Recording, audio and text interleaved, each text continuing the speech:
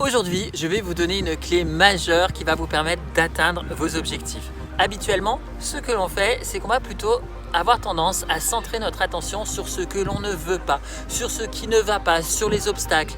Par exemple, si vous avez des enfants, vous allez peut-être vous dire « Ah, mais quand il rentre de l'école, il est fatigué. Si je commence à vouloir lui faire ses devoirs, ça y est, j'imagine, il va pas être content, il va être dispersé, je le connais, etc. » Donc la personne s'imagine son enfant en étant dispersé. Ou par exemple, vous souhaitez changer de travail et vous vous dites « Oui, mais de toute façon, avec l'expérience professionnelle que j'ai, je ne peux pas changer de travail parce qu'avec le CV que je vais avoir, ils ne me voudront pas. Et puis en plus, il y a beaucoup de concurrence, etc. » Donc qu'est-ce qui se passe? Dès qu'on est en évité d'heure, on appelle ça l'évité d'heure en PNL, on va avoir une énergie automatiquement qui va redescendre pour accomplir nos objectifs. Et du coup, forcément, ça va être beaucoup plus compliqué parce qu'au niveau énergétique, je n'y serai pas.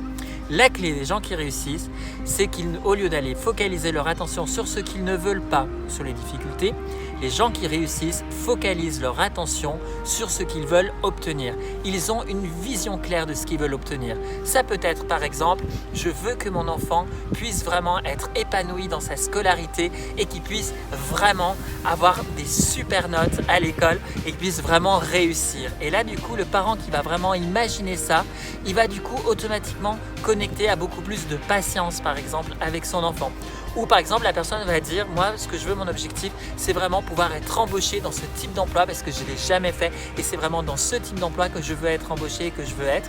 Et là, la personne, elle est automatiquement dans une énergie de conviction, dans une énergie de motivation. Et quand elle va se présenter, et bien, du coup, elle sait tellement ce qu'elle veut obtenir que du coup, l'énergie sera complètement différente. Et même si dans un entretien ou dans 2 entretiens ou dans 3 entretiens, ça ne marche pas, à partir du moment où la personne elle a une vision de ce qu'elle veut obtenir, automatiquement, elle est dans une belle énergie. Donc voilà, une clé très importante, faites-vous une représentation de ce que vous voulez. Que voulez-vous obtenir dans votre vie ?